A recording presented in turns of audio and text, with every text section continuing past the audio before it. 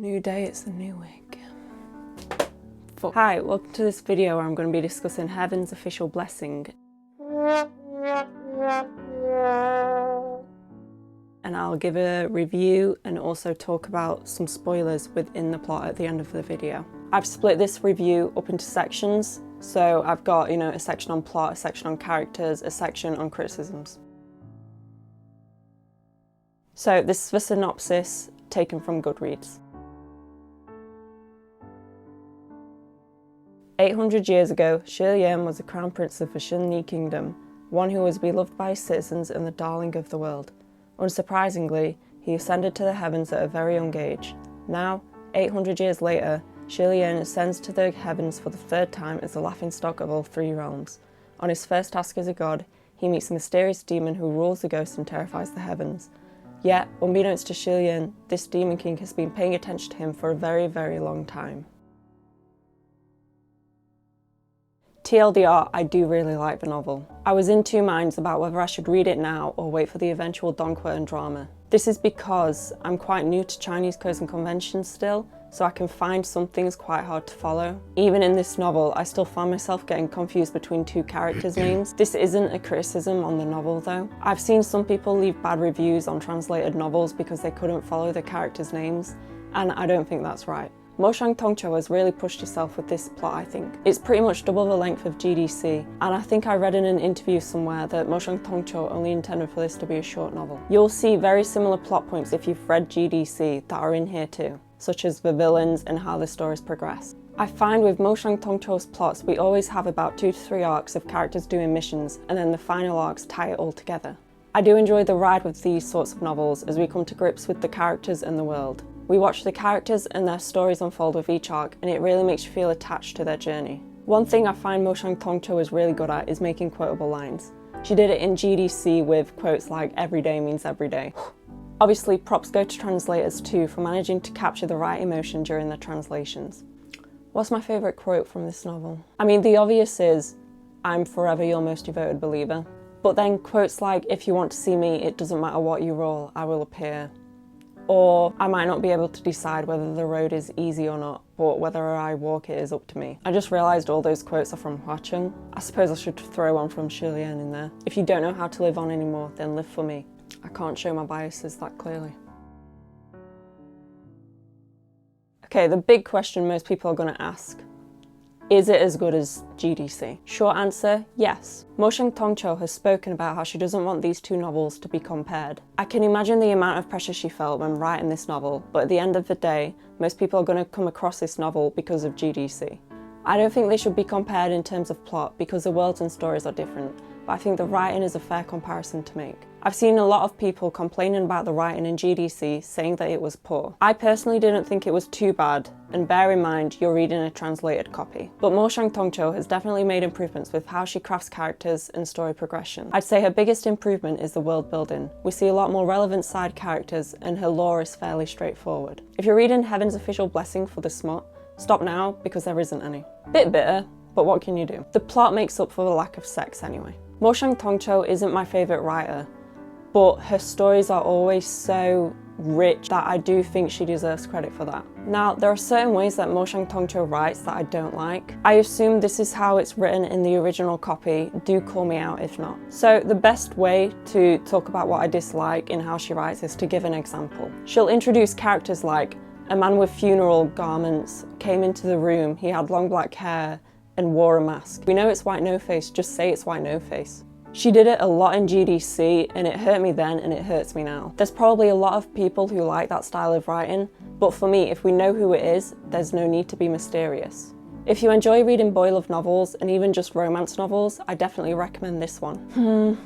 I'm trying to think if I prefer GDC or Heaven's official blessing.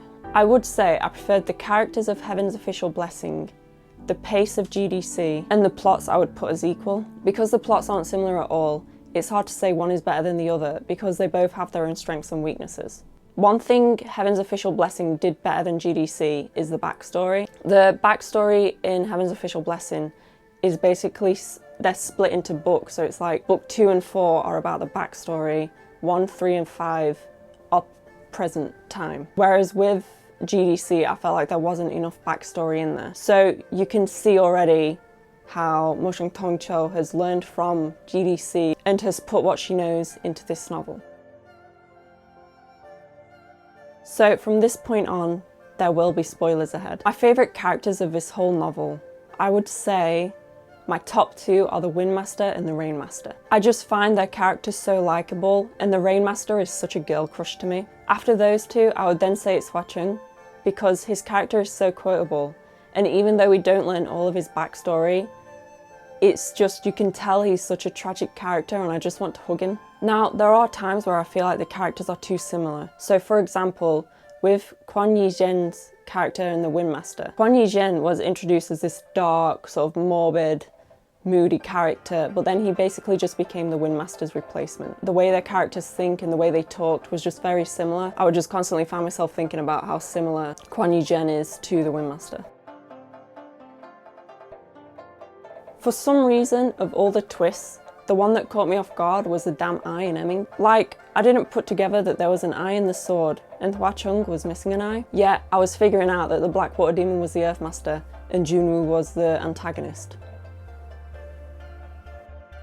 My favourite twist of the entire novel was the Blackwater Demon being the Earthmaster. I thought that twist was so well crafted. I mean, this segues into my favourite arc, which was the Reverend of Empty Words arc. I thought seeing all the pieces come together in this arc was so satisfying to read, and it kept me hooked for the entirety. I wish we had a better end of the arc though, because the Blackwater Demon and the Windmaster just disappeared, and then it was just like, oh, the Windmaster's homeless now, the Blackwater Demon is back to doing ghosty things. But it wasn't a pressing thing for me, because the story isn't told from their perspectives anyway, so there's a lot of things we won't see, just how literature goes. Side note, my favourite chapter was probably chapter 125, when Xie Lian and Hua Cheng are fighting for spiritual power. Oh, I can't wait to see that in the manhwa. I hope the manhwa keeps the boiler, like how GDC did. I hope it does. My least favourite arc was actually the end arc with the fighting at Mount Tonglu. The actual fight was pretty good, but it was the whole build up to that with, oh, is Fengxin a fake, is Muqing a fake, oh, maybe it's Hua Cheng is a fake. It just felt so tedious, like I just wanted it to get to the point. I thought the fourth Guoshi would have a bigger role as well. When he tried to strangle Xie Lian, I thought that meant he could remove the shackles, but then in the end he was just shouting from the sidelines. I obviously know he's now watching over Junwoo at Mount Tonglu, but still, it's like I thought his introduction meant he would be more helpful at this point in time. Mo Sheng Tongqiu has mentioned that she still wants to go in and edit the story, so I'm hoping that all our grievances will be solved with that edit. Though, didn't the story end quite a while ago? I don't actually know which edit I've read. It wouldn't be a Mo Sheng Tongqiu novel if it doesn't wreck your heart. This novel made me cry so many times. For some reason, one of the scenes I cried at was when the Third Eye Cultivator and his gang helped Xie Lian with the human array. I don't know why that scene made me so emotional. It was so stupid that I cried. Obviously I cried when Hua Cheng disappeared as well, but I didn't cry as hard as I thought I would because I knew he'd be back. Like, ghosts can't die, can they, unless their ashes are destroyed? And his ashes were fine, so I was like, you know, he'll be back. But yeah, to die in battle for you is my greatest honour. I was a wreck as well when Xie Lian was fixing up his house with Hua Cheng in mind, and then you see like a month later, 2 months later, 3 months later, bruh. And then when Hua Cheng showed up in front of Xie Lian, you're gonna need like a couple days to recover after you finish this novel. Oh, I also started crying How Long Will I Love You by Ellie Goulding. Even now just thinking about it. In chapter 43, Xie Lian and the Windmaster are running around being chased by worms. They're using flame to keep the worms at bay. Why not just burn the worms?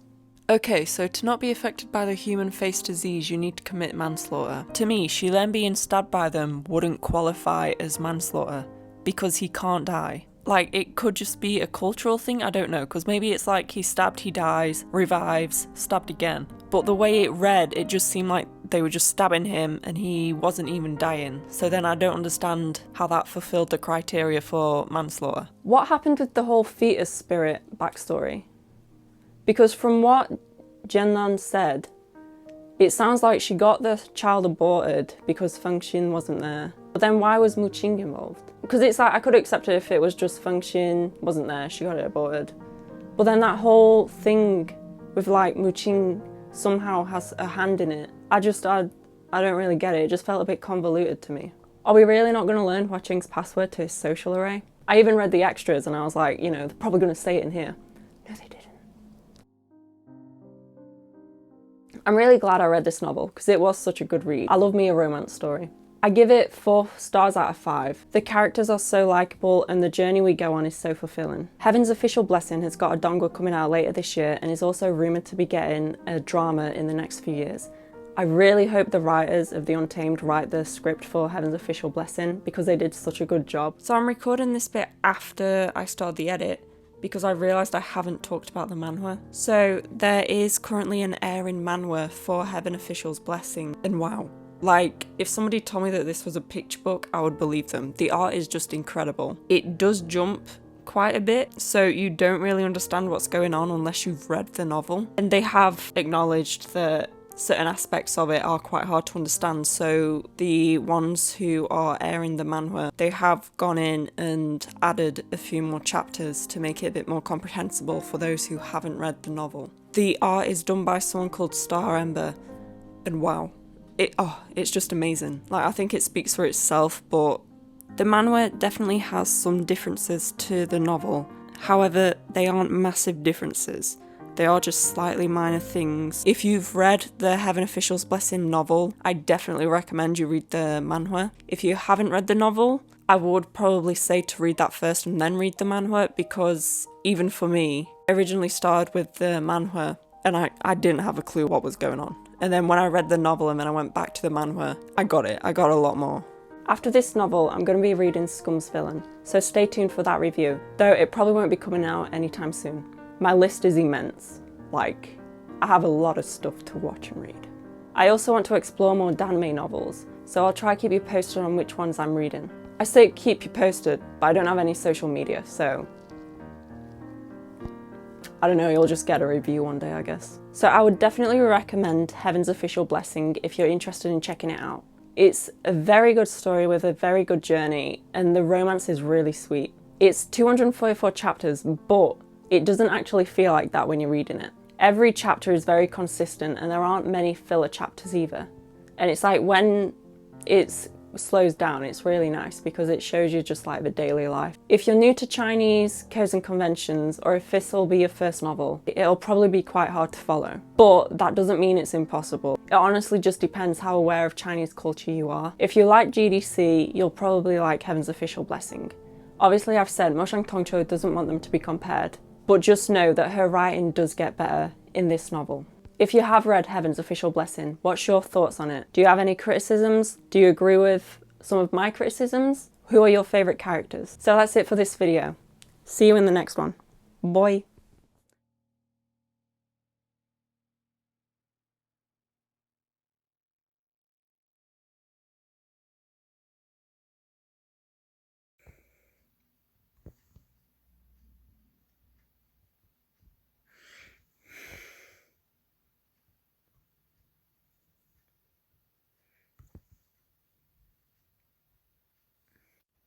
See, I know I'll be fine because Xie Lian still got the ashes, but my god, my heart hurts. As if it was whispering goodbyes. Oh my god, Hua Qing's last words before he disappeared was, "I'm forever your most devoted believer." I read it. I've finished Heaven's Official Blessings. The main story, anyway. Oh my god, my heart. I don't know that I need you.